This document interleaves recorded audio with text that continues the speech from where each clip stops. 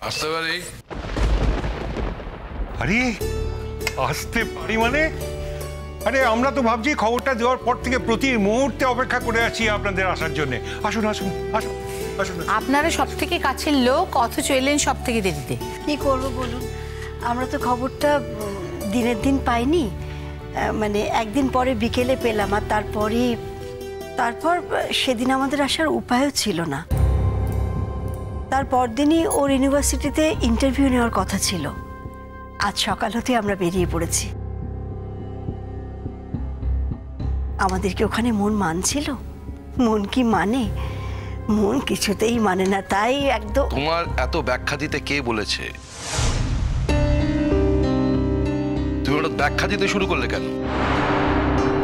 আমরা তো এখানে ব্যাখ্যা দিতে আসিনি, আমরা কিছু প্রশ্ন করতে এসেছি।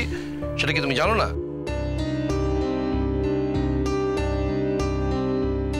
প্রশ্ন করতে এসেছেন মানে? ঠিক বুঝলাম না দাদা। সেটা প্রশ্ন পর্ব শুরু হলেই বুঝতে পারবেন ম্যাডাম।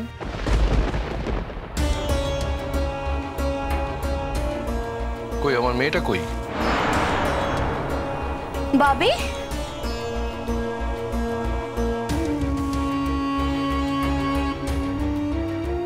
তুমি কখন এসেছো? দেখ দেখ দেখ, আমার মেয়ে বলতে যে তোমাকে বোঝায়নি সেটা বোধহয় তুমি বুঝতে পারোনি।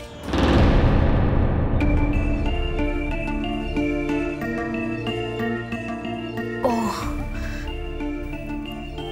বুঝতে পেরেছি ভাবি, তুমি মেঘলার কথা বলছো। কিন্তু এতদিন বাদে তুমি আমার শ্বশুর বাড়িতে এসেছো, আমিও তো তোমার মেয়ে। আর আমি তোমাকে প্রণাম করব না, সেটা কি করে হয়? এখন প্রণাম টনাম থাক মা, আগে আমি পুরো ঘটনাটা বুঝতে পারি, বোঝার চেষ্টা করি, তারপর প্রণাম করো।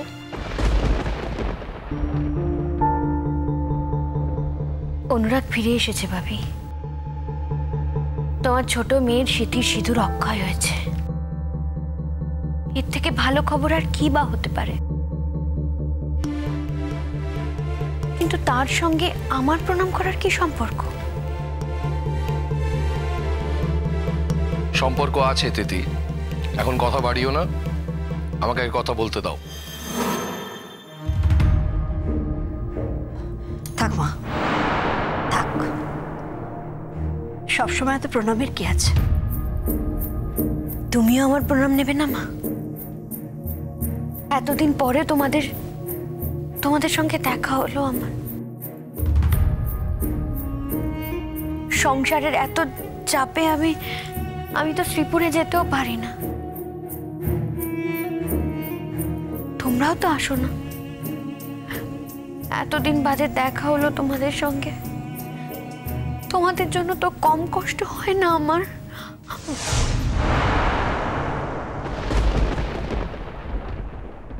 কই মেঘলা, কই আমার মেয়েটাকে ডাকা যায় না একবার? ডাকা হচ্ছে দাদা, মানে ডাকতে বাধ্য হব আর কি। আপনার মেয়ে তো এখন আর ঘরের বাইরে বেরোয় না। আমার ছেলে যতক্ষণ বাড়িতে থাকে, ঘরের মধ্যে থাকে, আপনার মেয়েও ততক্ষণ আমার ছেলের কাছেই থাকে, বাইরে খুব একটা আসে না। এটা অভিযোগ না কমপ্লিমেন্ট ঠিক বুঝতে পারলাম না।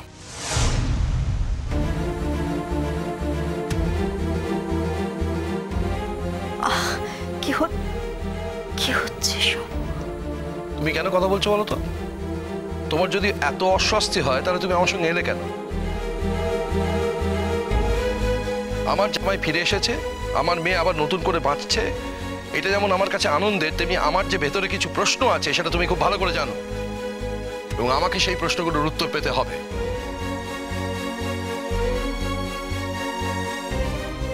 বুঝতে পারছি চন্দনবাবু, আসলে তাতান কিভাবে ফিরে এলো সে খবরটা আপনি ডিটেলে জানতে চাইছেন, তাই তো? না,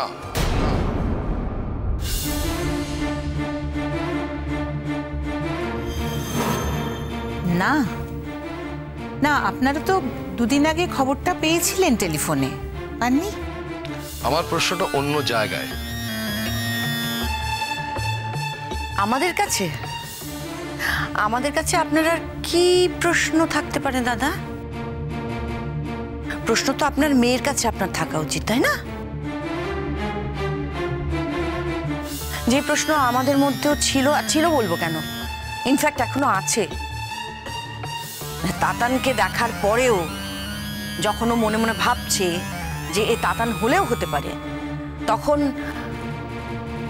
বাড়ির কাউকে জানানোর প্রয়োজন মনে করেনি, এমনকি বড়দেরও সে কথাটা জানানোর প্রয়োজন মনে করেনি। ও আমাদের সকলকে একটা অদ্ভুত অন্ধকারের মধ্যে রেখে দিয়েছিল। এই প্রশ্ন তো আমাদের দাদা, আপনি নিশ্চয়ই আপনার মেয়ের কাছে সেই প্রশ্ন জানতে চাইবেন।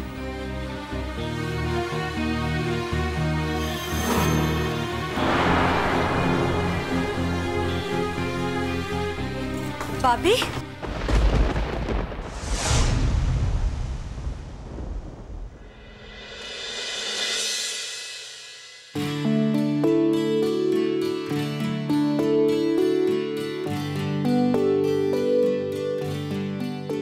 আঙ্কেল কেমন আছেন? আমি ভেবেছিলাম এর মধ্যে একদিন মেঘলাকে নিয়ে শ্রীপুরে আসবো, মানে আপনাদের কাছে আসবো। আমরা তো তাই ভেবেছিলাম যে পরের দিনই তোমরা দুজনে আসবে আমাদের কাছে, কিন্তু আবার পরে ভেবে দেখলাম এতদিন বাদে বাড়ির সবাই বাড়ির ছেলেকে পেয়েছে, সবাই তোমাকে নিয়ে ব্যস্ত থাকবে, তোমার পক্ষে কি আমাদের কাছে আসা সম্ভব হবে? তুমি আসতে পারোনি সেটা বড় কথা নয়, এতদিন পরে বাড়িতে এসেছো, না আসতে পারারই কথা। কিন্তু তুমি কি জানো তোমার অ্যাবসেন্সে তোমার স্ত্রীকে এ বাড়িতে কিভাবে কাটাতে হয়েছে?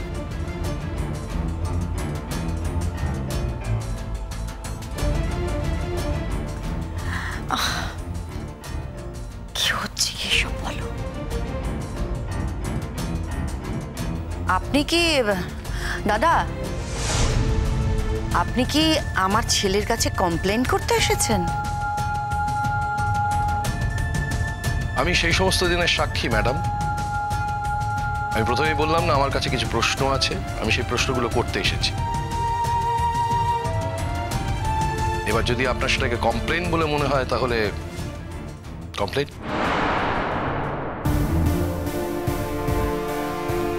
আপনি যেটা বলছেন সেটা আমিও জানি আঙ্কেল, আমি নিজেও কিছুটা হলেও তার সাক্ষী। যেদিন আমি বাড়িতে ফিরি সেদিন আমি নিজের চোখেই দেখেছি যে মেঘলাকে বাড়িতে কিভাবে অপমানিত হতে হয়েছে।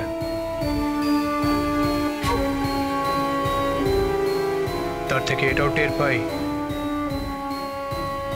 যে আমার অ্যাবসেন্সে হয়তো ওকে কতটা অসম্মানিত হতে হয়েছে। আমি এ ব্যাপারে আপনার সঙ্গে একমত আঙ্কেল। দাদা, তুমি কি এখন তোমার শ্বশুর মশাইয়ের সঙ্গে মিলে বাড়ির সকলের সামনে আমাকে তুলোধনা করার জন্য তৈরি হচ্ছ?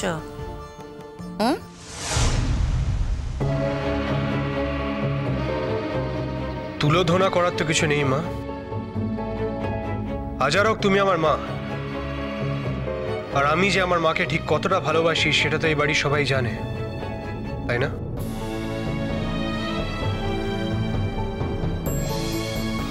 আমি বলছিলাম কি যে এখন আর এইসব নিয়ে কথা বলে লাভ কি, তার চেয়ে বরং এখনকার দিনগুলো আমরা সেলিব্রেট করি। তা হয় না দাদা, এই ঘটনাটা যদি আপনার মেয়ের ক্ষেত্রে ঘটতো তাহলে আপনি কি এভাবে কথাটা বলতে পারতেন? আপনারা প্রত্যেকে আমার মেয়েকে অ্যাকিউজ করেছেন, অপমান করেছেন।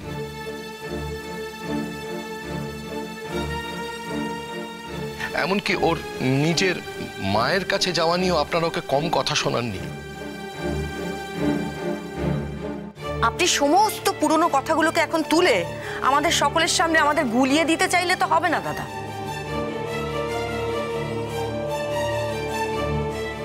আমি কিচ্ছু গোলাইনি ম্যাডাম, গুলিয়েছেন আপনি।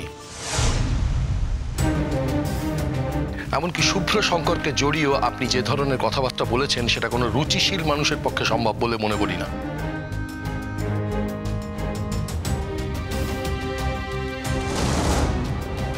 দেখুন, আমার আমার জায়ের আর কি ওই একটাই তো ছেলে, ওর মাথার ঠিক ছিল না, মানে বুঝতেই তো পাচ্ছেন। দাঁড়ান দাঁড়ান দাঁড়ান, নদী